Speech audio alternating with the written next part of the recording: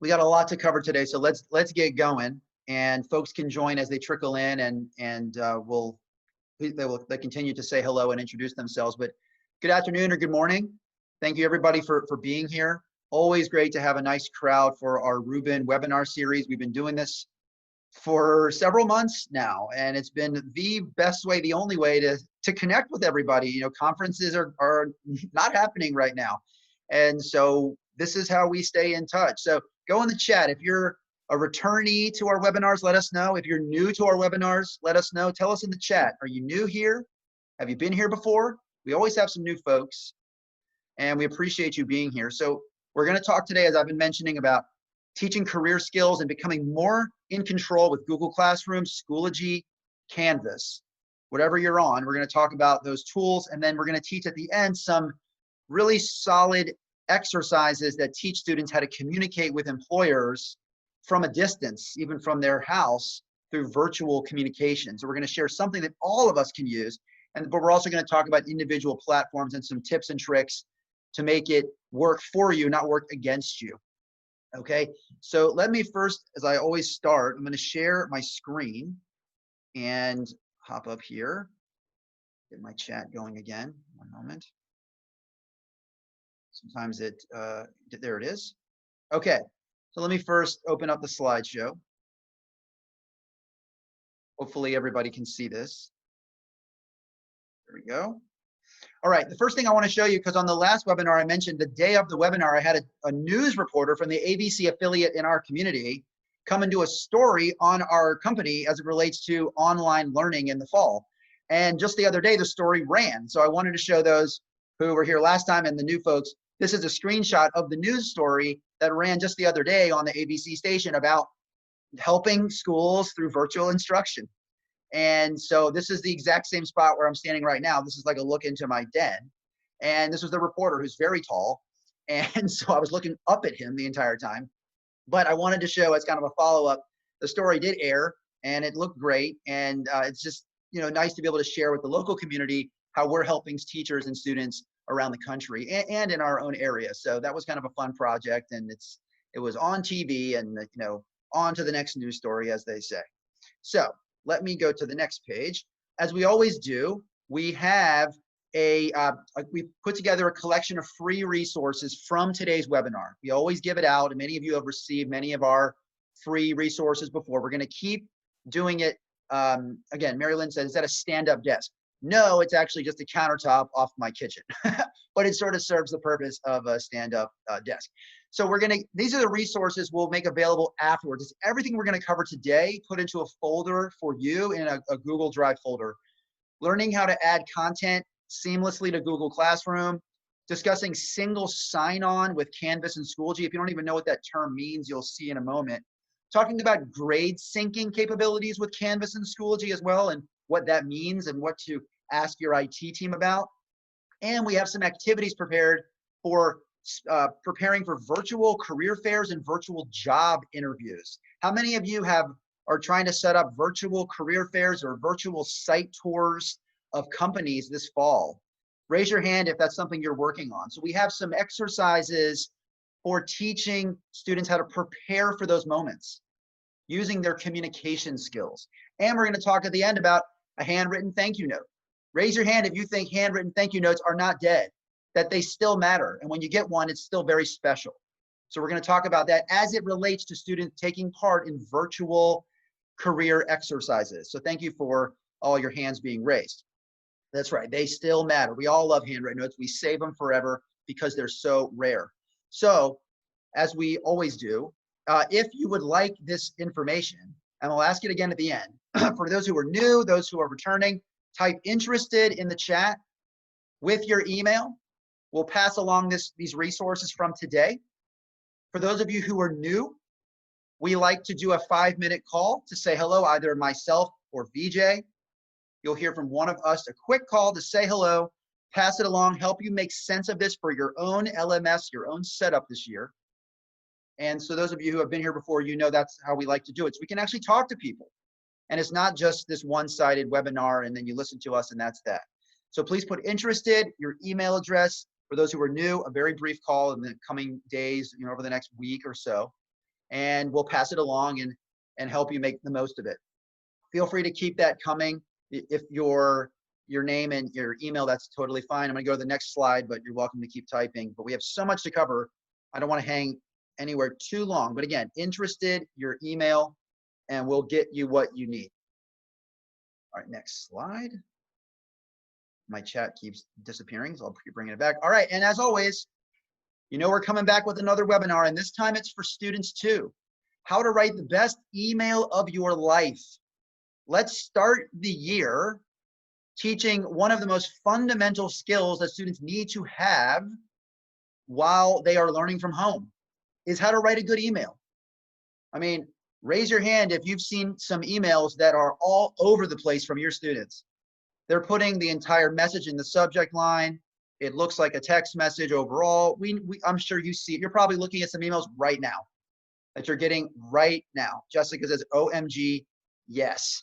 So we're going to talk about how to write a great email in that session. And you can use that to help start your year and get them going and build a solid foundation. It's going to be Thursday. We're going back to Thursdays, September 3rd. 12:30 Eastern, 9:30 Pacific time. You'll see a link to that shortly. Love to have you there. And please invite your students too. We have enough room, and if we need more room, we'll add more seats. Please bring your students. Have them come live. Have them experience a live professional development webinar. And hopefully the time will match up for you. Otherwise, you can show them the recording. So make a note of that, and we will mention it again at the end. And if school hasn't started yet for some of you, then we'll have more webinars for students later in September, October. Don't worry, but this is the first one. All right, and lastly, keep losing my chat. There we go. We are also giving out today to everybody who's here live another certificate. How many of you have already received one of our certificates? Tell us in the chat from our previous webinars. A lot of you. We're starting this, and this will be available to students as well once we get going in the school year for the next webinar. But we're going to give you a certificate that shows you were here today, you participated, you can use it for professional development, continuing ed. Students can use this eventually for their own portfolios, their binders of achievements, and as they put together their accomplishments. So we're going to keep this rolling, and we'll send one out to everybody today after we're done, of course. So what are we going to cover today? Well, I alluded to it with the free resources. We're going to learn how to add content to Google Classroom in precise ways. We're going to learn single sign-on with Canvas and Schoology. What does that mean? How can you embed content into those tools? We're going to talk about grade syncing as well with those tools, and I'll show you what that means. Activities for virtual career fairs, virtual interviews, and site tours, and handwritten notes. All right, so that's what we're going to do today, and we're going to move fast as we always do. So, and thank you to VJ for keeping up with the chat and responding to folks. I'll keep my eye on the chat as well. Now let me hop over to the other slides or our other browser. Get my chat again. There we go. Okay. Now, I know some of you have heard this spiel before. For those who are new, very briefly, so you know where our instruction's coming from today and what I'm going to be showing you. Our curriculum, our company, Rubin, we provide online curriculum for business communication skills, email etiquette, phone etiquette, conversation skills, connecting to a variety of real life situations. I am a former TV news reporter for a CBS station. So I'm taking the skills from journalism, from industry best practice for communication, applying it to curriculum so students and going in any career path, going any direction, know how to write and speak to advance themselves. And it all comes through our curriculum called Emerge, helping students go from being students to young adults, young professionals, making that turn, becoming more poised and polished for the many conversations they will hold this year and beyond. So in our program, we teach writing and speaking for employability skills, entrepreneurship skills, leadership skills. I always love to ask, who here is an advisor to a CTSO, to a student council? Who here is with DECA or HOSA or Skills USA or FFA or FBLA? Go in the chat, tell us. We provide communication skills to help students to communicate in whatever CTSO, whatever career path they're going into. We want to help them write and speak with confidence. So we have ebooks for different topics with examples, lots and lots of examples, which I'll show you a few at the end. Videos and audio and images of career items, very precise how-tos.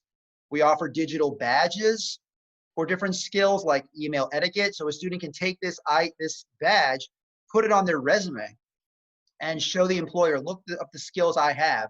You can trust me to work for you and communicate with customers on your behalf.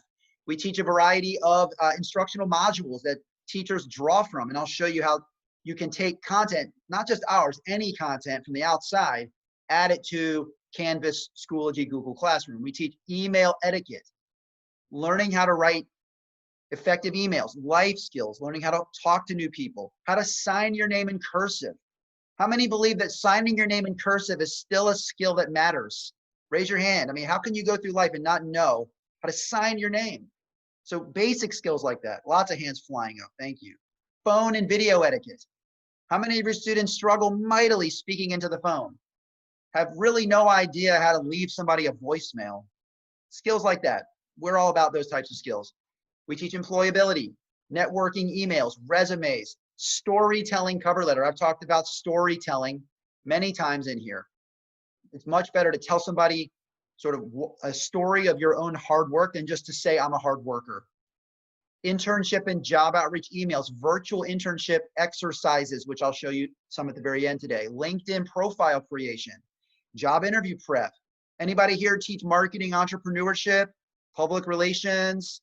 We teach how to find a business idea, writing skills for sales, writing pages of your own mock student business website, or writing pages of e-portfolios for students.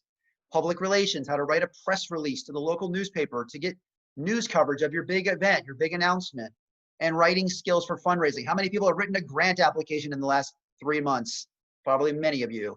Learning how to write effective grant applications, how to write Kickstarter pages for crowdfunding, and also for the CTSOs here, student council, leadership programs, we teach writing and speaking for leadership skills, writing as a manager or team leader down to the team, writing appropriately to clients and customers, communicating within your own team for projects, public speaking exercises, writing reports and summaries of your work to your boss, to your teacher, and activities designed for student leaders, holding meetings, inviting guest speakers, being the face of that student organization. So lots and lots of content that we provide to teach communication skills. And we're going to pick from little pieces to show you how to level up your game with Google Classroom, Canvas, and Schoology. We'll just use our content as demonstration, but I want to be clear that you can think of what I'm showing you for lots and lots of vendor tools that you're using this fall. We are one of them, and we do a lot of the functions that I want you to understand. And whatever you're using, please take these ideas and these questions I'm going to pose to you to your IT team and say, hey, does our tool do this? Does our tool do that? And they'll tell you yes or no. So let's start with Google Classroom. Again, raise your hand if you're using Google Classroom this year on some level.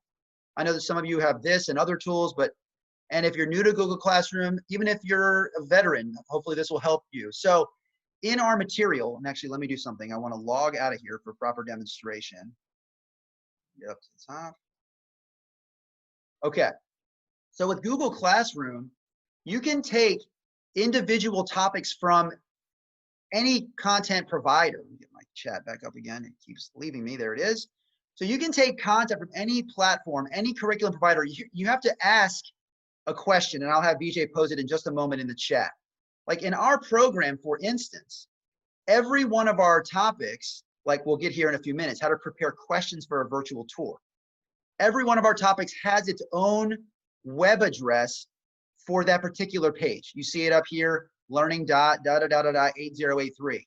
So one way to help streamline learning in Google Classroom is to take the exact link of that page and link it for students directly into Google Classroom, so they're not always going to the home page of the curriculum provider and having to navigate their way to where you want them to be. You can send them directly to a spot where you want them to go. For instance, we have an activity called how to craft an email signature. So if you provide that direct link to the students and they click on it, it will first prompt them oftentimes to log into that provider. But once they log in, it will take them directly to that page. Does everybody understand what just happened here? Let me show you one more. Let's see a reading on how to ask about internships. So if you link them directly to content within the curriculum provider, not just the homepage, but straight into that spot, the student clicks and they go right to that spot in the program. So there's the first question BJ just posed. Please save this question. If you're Google Classroom and you have not explored this concept yet, I want you to go ask your curriculum, whatever vendors you're working with, all the platforms, all the disciplines, ask, can I direct link in Google Classroom to your content? That's the main question, because it's going to save you and your students a lot of stress, a lot of time to go straight to the page and not have them say, I can't find it, I'm lost. We want to eliminate the lost conversation, especially when they're virtual. Annetta says, I use it to help my students go to the correct webpage.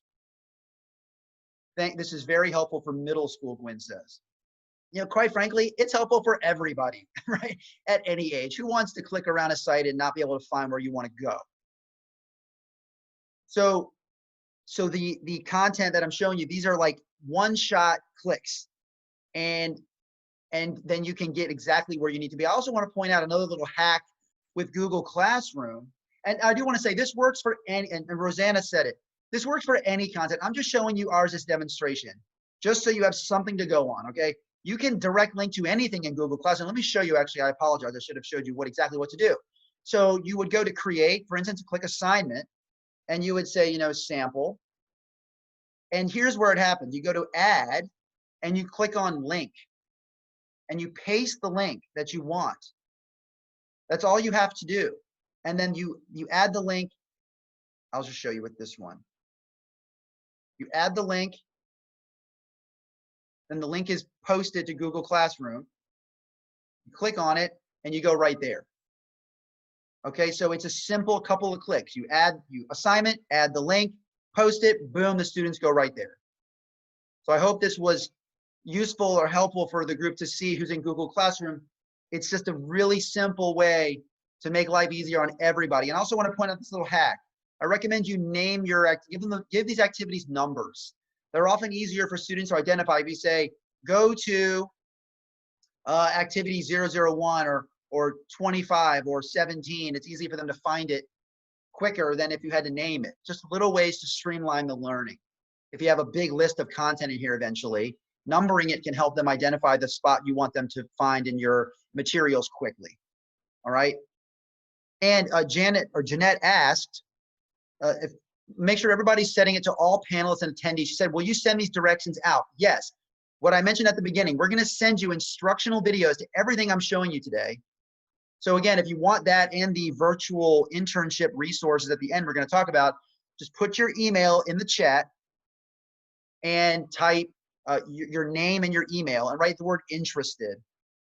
And then we'll send that to you. Okay, we mentioned that at the beginning. I'll say it again at the end. And Dara, if I'm saying it wrong, apologize. She said Google Classroom topics also help to keep organized. I agree. We didn't prepare to show that today, but that's another good little hack for organization. Okay, so that's our first little bit on Google Classroom. Now, I know we're moving fast, and I promise you we're going to finish by 1:15, right? Like, how are we going to get there? See all these tabs I have open. We're going to get there. So let's switch over to Canvas for a minute. Raise your hand if you're using Canvas this year. And raise your hand if you're new to Canvas this year. Even if you're a returnee, I want to show you something that'll give you some fresh ideas. All right. So when we talk about Canvas, and the difference with Canvas or Schoology is you have the ability to actually integrate curriculum into your Canvas courses, meaning students can do this work like the exercise I just showed you in Google Classroom. Students can do this work from Canvas directly. They do not need to log in to an outside curriculum provider if the curriculum provider has certain functionality set up. And I want to show you what it is, tell you what it's called, and you're going to take this other new question back to your team as well. So when you come into your Canvas course, you're going to go to an area called settings. Follow me here. This is all going to be in the instructional videos afterwards, and we have the recording, okay? So don't sweat it. But I do want you to follow me. So you're going to click on settings. And most outside curriculum providers, it's going to go, the process will be this way. You're going to click on view app configurations and then the plus app. All right. And it brings up this little form. Now I've already pre-populated the form to save us time. Isn't it kind of like one of those cooking shows? Like, here's the ingredients and here's the finished product, right? Let's just skip right to it. So what you would be asked to do is the curriculum provider is going to give you certain information. What you're doing is you're adding an external tool or an app to your platform, okay? So I'm showing you the majority of the content. The name, there's a consumer key, there's a shared, like a little secret code, there's a web address. This is standard across all outside curriculum, okay? And there is a connection, it's called LTI. That's the terminology, and VJ will pose the question in a second. So you put this information in, and it effectively adds our program or any outside curriculum program to your Canvas course. So here's what happens. Let's say you want to teach students how to write an email signature. It's an example of an exercise from our program. For example, okay, you would put this content as the name of the activity into your Canvas module, for instance. This is a Canvas module if you're new to that. The student clicks on that content, and the exercise opens up directly into your Canvas course. So this is an example. This is our program, our website, but it's embedded in your course. And notice this time there was no login screen because it knows who the student is and who you are by using your Canvas account information. It's called an LTI integration, Learning Tools Interoperability. Okay, now, can everybody just go to the chat and tell me if what I just showed you makes sense? Does this make sense what just happened here? That you can add content directly to Canvas and Schoology. I'll show you Schoology in a minute. So students do not need to visit an outside curriculum provider and make another username and password. Who wants to add more usernames and passwords to students' plates, right? So you can embed content from a variety of curriculum providers as long as they have an LTI functionality. BJ, can you post that question one more time? There it is. Does my curriculum provider offer LTI integration so I can have single sign-on with the materials? That's the question. We have to ask that question. Does this outside provider, and many of them do, Quizlet, Khan Academy, you'll see it. Many of them offer this where they can embed right into your course to eliminate the additional sign-on. That's Kahoot does. I'm sure many of you have seen this before. And when you go to your external, when you go to make a new app, you might already see 5 or 10 different tools already sitting there that your district already embedded. You just need to know what to ask. I'm giving you questions to ask you may not have ever thought to ask, right? Because you want to put as many tools as you can into your Canvas or your Schoology so that you eliminate the number of usernames and passwords. Now, let me go over to Schoology, show you the same thing, okay? Same idea. Who here is in Schoology? Raise your hand if you're in Schoology this year. All right, we have a lot of people in Schoology as well. So let's talk about that process. It's the same idea, just a different flow because it's a different program altogether. Let me just walk you through it so you see it. You can ask the question to your team and you can watch our videos. In Schoology, you go to course options. You go to external tool providers and you have the option to make an external tool. You click the button. I've already saved us the time. I've already populated the information. So again, it's the name of the tool, the consumer key. This is all foreign to you right now, but when you start doing this a lot with providers, it'll become second nature because everybody's going to give you the same basic information. Just different for their company, but the same information. So you add their program as an external tool to Schoology. Okay. Yes. And Allison's question, make sure you're doing all panelists and attendees, please. We can all see. But you would need to have emerge added to, or our program or any outside program added to your LMS, Clever being one of them. It needs the same process. Okay. So again, once you would add our program or your outside curriculum program, you would, let me go back to the materials page. You would then, create an assignment, any topic you want from, inside the curriculum provider's library of content, and you can link to it. There's different ways different companies do it. In our material, we try to link directly to content so you can send them straight to a page to learn a topic. Okay, so the goal here is to, again, eliminate the additional username and password and try as much as we can to send students directly to content so they're not getting lost. And it just becomes one more piece of material in your materials list or your Canvas module or your Google Classroom list. They just click on it, they go straight there, no getting lost, no extra steps, no hurdles. So I wanted to make sure we did a thorough job on this topic because it's so important. This is what we call single sign-on as one example. And we want to make sure that you're using that as much as possible so that you're not driving yourself crazy with a Canvas login for students and 10 other logins for 10 other tools. And 8 of those 10 tools could have been embedded in your Canvas all along, or Schoology. And it would have saved you a lot of stress and hassle when students are asking you a million times, what's my password? You can cut that down tremendously. Okay. All right. Now, next thing I want to talk about, grade syncing. Has anybody used with Canvas and Schoology or Blackboard or Moodle or D2L? Has anybody used grade syncing before? You know what I'm talking about? For those of you who are unfamiliar, let me explain. And we won't do a full demonstration, but we will just show you generally what it is. And again, I'll provide a third question to ask to your team.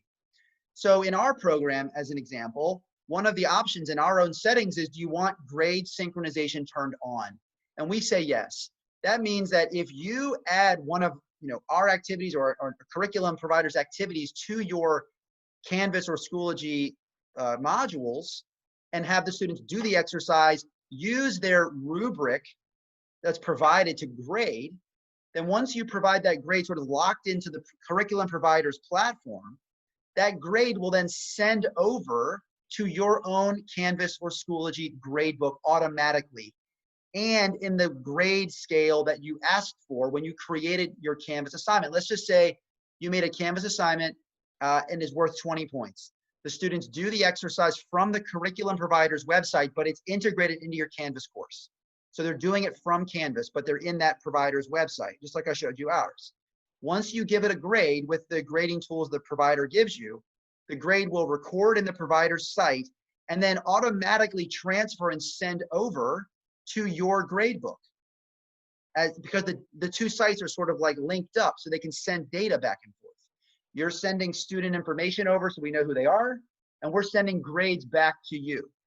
So the grades would then populate. This is like a sample Canvas gradebook, right? So the goal here is that the grades send over automatically. They pop in out of whatever grade scale you asked for, and you can just keep on moving. You don't need to re-record the grades. It'll just show up for you where you're already maintaining your grades. So again, it cuts down on process again, where the grading can happen all in one spot. You can just grade it elsewhere, but the grades will be recorded elsewhere. Just a question from Angela about student information. Just for our own company, we keep student information on what they do in our program for that school year. And at the end of the school year, we expunge everything. So we don't save anything, nor do we send anything to third parties, no marketing, nothing. It's all just contained in our program for the duration of the year or the semester, and then it's all deleted. So, but then the grades can come back to you during that year so you can maintain your grade book. So raise your hand if this topic helped you, just to understand this idea, this grade syncing. Is this useful to those of you who aren't familiar? So VJ, can you please put that third question in the chat right there? Johnny on the spot. Grade sync does not work, to my knowledge, with Google Classroom. It's a different platform. It doesn't have the same functionality. Angela. Does my curriculum provider offer grade sync so the grades I give students in the curriculum tools show up in my grade book? So again, we're giving you 3 questions to take back to your IT person, to your curriculum specialist, your technology specialist. Ask these questions. Does my curriculum provider do X, Y, and Z? Because just by asking, it might lead to an answer. Anne asks the question, and please make sure we're all doing all panelists and attendees. She says, I use Moodle. Yes, Moodle does all the same functionality that Canvas and Schoology do as well. It can do grade sync. It can do single sign-on. Moodle a tool called D2L or Desire to Learn, Blackboard, another one called Sakai. Those tools also do the same functions. We picked Canvas and Schoology because it seems like, you know, the dominant LMS right now across the country. So that's why we focus on those, but it's the same. You could ask the same questions to a tech person for Moodle and D2L and Blackboard. And Clever too, I'm pretty sure also has the same functionality. So, all right. So I told you there's something for everybody in these initial slides. We're at 1 o'clock Eastern time. Yeah, thank you. VJ posted all 3 questions again in a list, so you can just copy paste what he commented right there. Now, let's talk about some content you could put into any of these platforms that is tailor-made for virtual learning, virtual career skills. The first one I want to show you, and we have our little handy-dandy reading tool that I've shown you before, it darkens the screen. Let's say we're going to prepare students for a virtual tour of a company or a virtual career fair. Remind me, how many of you plan to do virtual site tours this fall, or virtual career fairs, or even virtual conversations with industry professionals? Lots of hands going up. All right. So let's just step out of the technical LMS conversation for a second. Let's get back to our bread and butter, which is teaching effective communication skills for these virtual situations. So there are 2 questions that, two sort of exercise that I want students to do. I would encourage your students to do as they prepare for engaging with industry professionals in any manner. The first thing they're going to do is read 1 or 2 examples of projects from a company website to prove they did their research. I'm going to give you a little quiz in a second to see if we can find something, so you understand exactly what I'm talking about when I say doing research. And then we're going to develop 1 or 2 questions about the research and the work that we found out about. Okay, so that we're going to learn to be engaging during these virtual tours. And if they say, do you have any questions for me? It's not a bunch of students just blinking and staring blankly, but they're going to have really good questions ready that's going to knock the socks off of that industry professional. Okay, so let me show you what I mean. We come over to our next slide. I just chose a website for a large healthcare provider in our community. Some of you down in Virginia know Centera. We all have healthcare companies and hospital systems where we live. I'm just giving you an example, okay? So let's say we wanted students to come to the Centera website and find a recent project. All right, now let me ask you, do we see anything up here that would lead us to learning about projects? Do we see anything yet? Somebody go in the chat and tell me, do we see anything yet? I don't see anything in that top row. Another place to look is down at the bottom. Let me go down to the way at the footer. Does anybody see a spot on this footer where I would click to explore what the company is up to, recent projects, recent achievements, recent announcements? What would I click down here? Who can see something? Thank you very much. And I would do the same thing with your students. Ask them these questions. Community involvement, yes, and newsroom. Great. Those are 2 excellent places to go. So let's go to newsroom. All right. Oh, look at this. They're a huge organization. They have a well-maintained newsroom and a blog and recent coverage. And look at everything that's already sitting here hiding in plain sight. So students should go to a page like this on any company they want to talk to or that they will talk to. And they're going to open up one of these stories. And they're going to read it, not skim it, not eyeball it. They're going to read it all the way through. This is about a $94 million cancer center just opened. Okay, so they're going to read the story, and then they're going to come up with 2 questions about that story. They're going to say, I was reading about X or Y. I had a question about how you did this or how you did that. Because by asking the questions based on an article, what does it prove? Someone go to the chat and tell me, what does it prove? If they're asking questions about something they read, what does it prove they did? Legit, Gwen says it best, legit interest, honest interest, authentic interest, rather than just saying, so what does your company do? They should already know what the company does. It's all sitting right here. And this is a great mental exercise, a great life skill for students to say, before I go on any job interview, any opportunity, I need to always do my research, and I need to go much further than the About Us page, than the mission statement. The best stuff The best stuff, the golden nuggets, are all in the newsroom, all in the blog. This is the stuff that's going to make the employer love your students because they actually did their homework. Knowledgeable about the organization and about what the group, I mean, don't you think that Centera is pretty proud of a $94 million brand new cancer center? Don't you think that if a student asked about that, that would make them puff their chest a little bit? And then you know what they would say to you and to your administrator? They'd say, those are some of the sharpest students I've ever seen. Those questions blew me away. It makes the teacher look good. It makes the principal look good. It makes everyone look good. And so we're going to provide you a reading with lots and lots of examples with this type of strategy in the Google folder at the very end today. And you can add this content just as a PDF to Google Classroom, Canvas, or Schoology.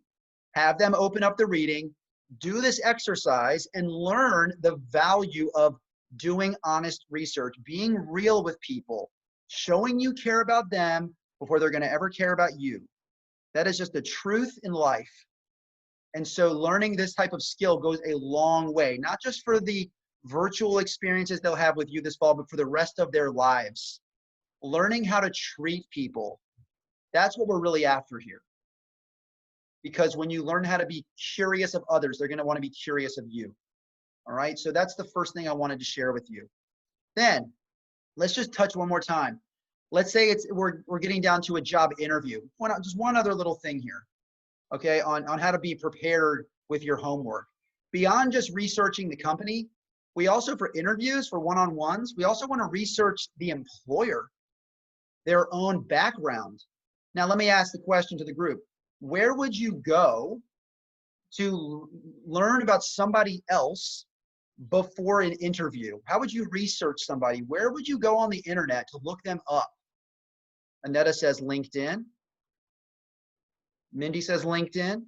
You could, I assume Jessica meant Google their name. You can Google them. Social media. Yep. Again, information hiding in plain sight, right? So for example, you'd say, I noticed you started your career in marketing for Ringling Brothers Circus. What was that experience like? Now, what do you think the employer is going to think when a 16-year-old, a 13-year-old, a 22-year-old is going to ask a question like that to start the interview?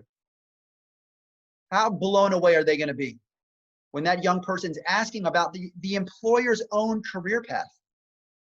How disarming is that? How refreshing is that? Jessica says, amazing in all caps. And it's not that much work to teach them to do this. It's just taking them to the website and saying, you need to find something specific. Ringling Brothers Circus. You need to find something real, some proper nouns, and make questions out of that. Learn the power of being inquisitive and using that for a real life moment like a job interview, virtual or in person. And then when the interview's over, or when the Q&A is over, whenever the experience is over, let's teach students to write great thank you notes, either emails, handwritten, or both. And let me just touch briefly on what makes a great thank you note. Subject line, thanks for your time. Thanks again for meeting with me this morning or afternoon. I appreciate your time and enjoyed learning more about the company. Then, here's where it gets special and unique again. Share a piece of advice the person gave you to prove you listened. I like how you suggested I learn more online animation skills during my virtual internship. I will look at Animation X and Acme Animation to see if my internship coordinator can give me access to either one. Show you listened. Show you took their advice, you took it to heart, you're going to give it back to them with specifics. So again, every interaction they have with your students is meaningful, it's custom, it's authentic, it's heartfelt. Personal connections. I promise they will never forget your students. They will think of your students for opportunities. They will use your students as the bar in which they judge all other students. It will be a moment they never forget, and they're going to talk about for a long time. So we look at that. It's 1:10 Eastern. We hit every single tab I wanted to hit with 5 minutes to spare. Covered a lot of ground. And I hope gave you a lot to think about. Now, let me hop out and share the other slides one final time, and we can leave time for some questions as well. I'm not running away from you, but I wanted to always end on time. So let's hop back. First of all, for those who missed it at the beginning, we have a whole packet of free resources. Everything we covered today, instructional videos, readings and guides, all in a Google folder. If you'd like this material and you missed it the first time, type interested in the chat with your email address. For those of you who are new, we love to do a 5-minute call. Say hello, help you make sense of this content, especially with respect to the platform that you're on. Everybody's kind of in different worlds. All right, so if you missed it the first time, interested in your name and your email address, that'd be great. And we'll be in touch in the coming days. Thank you so much. Also, make a note of our next webinar. This one's for you and your students. How to write the best email of your life. We're going to start the year with building a foundation of email etiquette. You'll set yourself up for success if you know how to write an email. All relationships start there, more and more in our inbox. Thursday, September 3rd, 12:30 Eastern. Okay, and also so look out for the link for that. Probably tomorrow morning we'll send it out. Also, everybody here today is you're all going home. I feel like I'm on Price is Right. Everybody's going home today with a certificate of completion, and we'll pass that out as well over email. So look out for that. And we finished. It is 1:11 Eastern time. What questions can I answer for you? BJ, did you catch any questions up the line that I missed a little while ago, or any comments that were of interest? Let's have a little. Yeah, Danny, I think maybe just talking a little bit more about where these recordings live and how all of our participants have access to them. Thank you. Yeah, I do want to ask, and BJ has the link, that all of our previous webinars are on our YouTube channel, our Rubin YouTube channel. So hopefully we'll pop the link in there. Yep, there's the link. Go check out all of our previous webinars. We have other videos in there to show to students. Subscribe to our page so you don't miss any new videos. Just come over there and be part of our YouTube community. We're always posting new stuff. We will post today's webinar there as well. All right. And I saw a question a moment ago from David Cota about, should students have business cards? Should they become familiar with business cards? 100%. Now, I know right now it's not an ideal time with business cards because who's putting those out in people's hands right now at physical events. But I think it's a great opportunity to help them kind of develop their own personal brand for themselves, put their their contact information, learn the concept of business cards, when it's appropriate to give them out, why you should have them. 100%. I think that will be a great exercise for them to work on. So I see no problems with that. To add to that, I mean, I think LinkedIn has really sort of become situation, and we have some content about that, but guiding students to, as they're getting towards later high school, to guide them towards a LinkedIn profile that really showcases their personal brand and what they have to offer is a good idea as well. Absolutely. I know we've talked to many of you, and you're very interested in teaching LinkedIn to students and helping them make profiles, and business cards are a great place to start. Introducing the concept of LinkedIn to them so they just have a base understanding. So much of these topics are just exposing students to these themes. I mean, Terry just wrote, may help them make an email signature. We did a survey last year of students in our material, and many of them thought an email signature was their actual signature. They did not know that it was your contact information below an email. So we know there's a lot of room and gaps to fill in here so that they are college and career ready, truly. So they go out the door and they know what a signature line is. They know what a LinkedIn profile is. They know what a memo is at work, and just these basic terms that you and I just know. But we realize that many students have no idea what they are. And so that's our job, is to make sure that they're prepared and they can step into an office setting or any business setting and just know generally that the lay of the land. And they can, of course, we all learn on the job, but that's just sort of part of it, is just being prepared and saying, I've heard of this once before. We did a webinar, Gwen, actually on LinkedIn for students. It's in our YouTube channel, and we may do more with LinkedIn during the school year, but we did one maybe over the summer on LinkedIn profiles. So check our YouTube page for that. And we'll probably— And Danny, Victoria asked a question Yep. Victoria asked a question right above that. Should a student write a thank you note if they're immediately offered a job at the interview? Absolutely. Go back to your desk and write that thank you note. Show how excited you are to work there. It cannot hurt. You know, they picked you because they think you're the right fit. You send that thank you note, they're going to know you're the right fit. So these extra steps cannot hurt you. They're so rare today that you can't go wrong. And you tell students, if you do the extra, people will notice, because most people give the bare minimum. And when you do a little bit more, even just a touch more, it definitely is noticed. And All VJ right. here from Danny's team, just especially when they're showcasing those soft skills, I think because it's so rare, employers find that very valuable in today's business climate. And they stand out immediately. And like I showed you, that research, going to the company website, reading some news, how long would that take? 5 minutes, 10 minutes? Not much. But the upside here, the gain is huge. It could change a life.